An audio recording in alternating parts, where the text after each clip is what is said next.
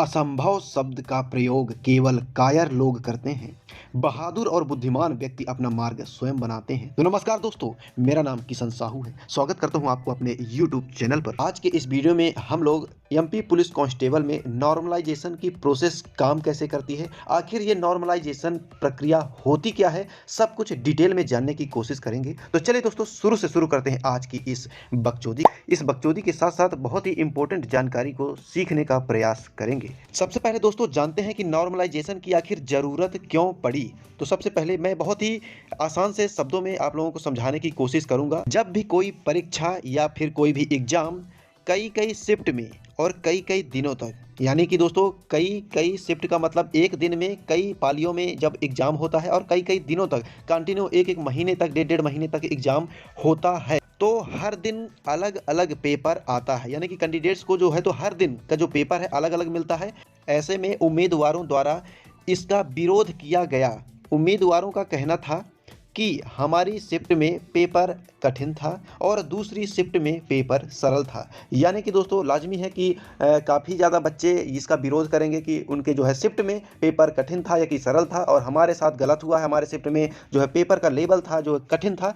इस यानी कि ये जो समस्या है, इन समस्याओं से निपटने के लिए और इन समस्याओं का निराकरण करने के लिए ये जो नॉर्मलाइजेशन प्रक्रिया को बनाई गई। इसी की शुरुआत तभी होती है कि जब कई कई दिनों तक और कई कई शिफ्टों में एग्जाम किसी भी परीक्षा का होता है, तब ये नॉर्मलाइजेशन प्रोसेस को अपनाया जाता है। नॉर्मलाइजेशन प्रोसेस में विशेष प्रकार के फार्मूला का प्रयोग किया जाता है तथा विशेष फार्मूला के आधार पर एक दिन में जितने शिफ्ट पर एग्जाम होता है, उन शिफ्ट में से किसी एक शिफ्ट को नॉर्मलाइजेशन के स्पेशल फार्मूला के आधार पर आधार मानते हुए बाकी के शिफ्ट के अभ्यर्थियों के नंबर में कमी या वृद्धि की जाती है। तो दोस्तों नॉर्मलाइजेशन प्रोसेस काम कैसे करती है, इसको और भी अच्छे तरीके से एक एग्जाम्पल की सहायता से समझने की कोशिश करेंगे। तो मान लीजिए कि यानी कि एक दिन में 3 शिफ्ट एग्जाम हुए, तो पहले शिफ्ट में 1 लाख कैंडिडेट्स एग्जाम दिए और पहले शिफ्ट का जो एवरेज मार्क्स है तो 50 नंबर है। इसके बाद दूसरी शिफ्ट में भी 1 लाख कैंडिडेट्स एग्जाम दिए और दूसरी शिफ्ट का जो एवरेज मार्क्स है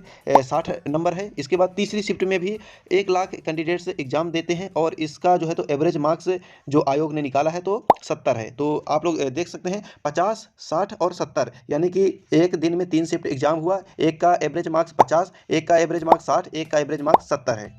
एम्प्लॉय सिलेक्शन बोर्ड क्या करती है कि नॉर्मलाइजेशन की स्पेशल फार्मूला के आधार पर, यानी कि 3 शिफ्ट में से किसी एक शिफ्ट को आधार मान लेती है, यानी कि एवरेज बना लेती है कि यानी कि समझ लीजिए कि बीच वाले शिफ्ट को, यानी कि 50 शिफ्ट पहली शिफ्ट था, दूसरी शिफ्ट 60 था और तीसरी शिफ्ट का एवरेज था 70, यानी कि जो दूसरी बीच वाली जो शिफ्ट थी जो कि उसका एवरेज नंबर था 60, तो 60 नंबर को एवरेज मान लिया जाता है यदि ESB द्वारा यानी एम्प्लॉय सिलेक्शन बोर्ड द्वारा स्पेशल नॉर्मलाइजेशन के स्पेशल फार्मूला के आधार पर, यानी 60 अंक को एवरेज मान लिया जाता है। तो 50 अंक जिसके भी हैं उसको 60 अंक तक लाया जाएगा, यानी कि उसके नंबर बढ़ेंगे। यदि जिसके 70 हैं, यानी कि जिसके अधिक है 60 से, उसके नंबर कम होंगे, यानी कि 60 तक एवरेज लाया जाएगा। यानी कि इस तरह डिपेंड करता है आपके आयोग पर कि वो किसको माध्य मानता है, यानी कि किसको एवरेज मानता है। जिसको भी एवरेज मानेगा, यानी कि एवरेज ऐसे ही अपने मन से नहीं बनाएंगे, ये एक स्पेशल फार्मूला होता है दोस्तों। तो आप लोगों को आधिकारिक वेबसाइट में इसका स्पेशल फार्मूला आप लोग देख सकते हो, स्पेशल फार्मूला आप लोग